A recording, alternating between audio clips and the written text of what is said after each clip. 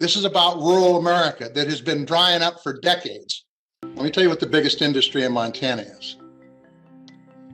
It is agriculture, grain, pulse crops, cattle. And I have watched through the 60s, the 70s, the 80s, the 90s, the aughts, and the teens, our markets get consolidated and consolidated and consolidated. And that is, as I look at my small town of now 500 people when it used to be 1,100 people, where we used to have 5 grain elevators to buy our grain, and now we have none. That over. There I am. Oh, it's a train. Where are we at? Conrad. We're in God's country. Although, I don't know. Little close to Canada for me. Where is there to eat in Conrad? As I recall, there is a restaurant. Let's see, that way's north, so that'd be west. West. On the west side of town, on the main drag here. And I forget what they're called. They're like a family diner. I think it's the only place to eat in Conrad.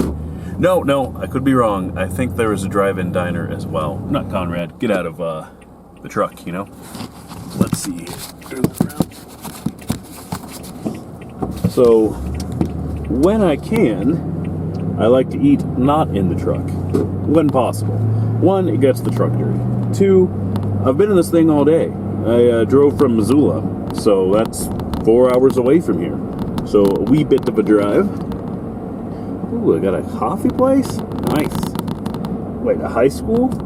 The fact that they label it Conrad High School insinuates that middle and or elementary school here. Hey, Conrad has it. Ooh, gun store. Gun store's closed. Oh, the Home Cafe. I see it right there. That's where we're at. Home Cafe says they're open. The Home Cafe. Woo! Let's do it. You guys gonna see me walk in? Well, lucky you. We got a tattered thin blue line flag. Don't tread on me.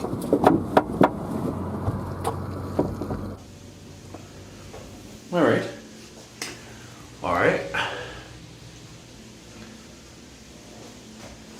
This is about what I would expect. It's not dirty though. Like I can freshen up over there. Yeah, not dirty. Looking at the edges here. That's just wear. It's not dirt. I think that's the pipe coming from the women's room. I think. Huh. Well, that is ingenuitive, because you can set your hat there or something. Assumingly, if you're around here, you got a big hat. Insulation. Toilets. I don't like the small ones like this. Oblong. That's where I'm at. I'm a bigger guy. I mean, Americans have changed. Our toilets should change with us. But yeah, some grime. That's just wear and tear from use and stuff. Like, meh. All right, further review. You can hear the water move. Some dirt and stuff there. So I'll elbow it and open up. I could use some clean. Usually a comment about the changing table situation, but I'm not sure where you would put one. Perhaps one could be mounted there and it folds down, but this is cramped as it is. Oh, thank goodness. Thank goodness. If you're going to have a zip tie, either leave it on or flush cut it. None of that in between. Little razors. You go out to do chores and I see the ears were gone. Sure, yeah. A little bit here and a little bit there. He ate the ears first. Yeah. There's no longer a grain elevator in Big Sandy. I was going to quit dyeing eggs. And he This place has character. Places like Applebee's try to manufacture character by singing and decorating the walls. Roadhouse tries to do it by playing Devo at 11. Mudman tries to do it by pretending to be good people. But this is organic. Coat racks by every table. The only decorations are long forgotten businesses. Maybe that's some morbid introspection. The home cafe is not long for this world. There's no for sale sign or closure right now.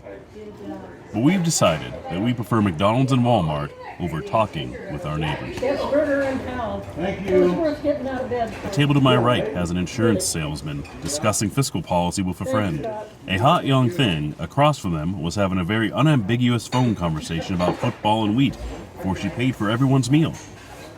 No one seems to know who she is, You have a nice Easter. but she does this regularly. Maybe she'll run for mayor soon.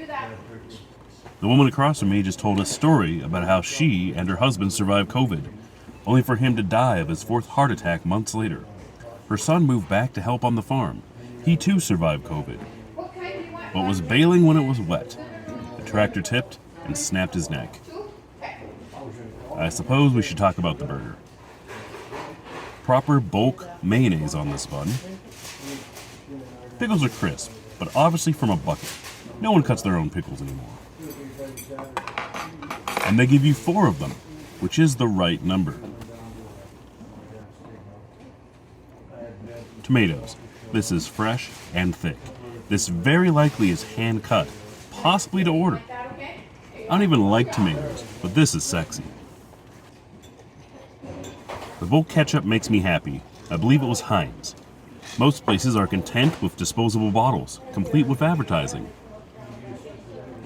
We truly live in a throwaway culture. The lettuce is very fresh, crisp, obviously hand cut, still moist. The onions are nice, but I do prefer them to be at least spread out. Fries were obviously bagged. I don't think they were cut in store, but they were cooked from frozen. I can tell by the dark outside and somewhat soft inside. Now to the money shot. This beef. Perfection. I'm not sure where it's from, but I would be surprised if it wasn't local. They should advertise that. But they are all about doing and not the flair. Hand-packed, never frozen, cooked proper medium. American cheese, but I'm willing to forgive that. But the bacon, glorious, obviously done on a cast iron grill.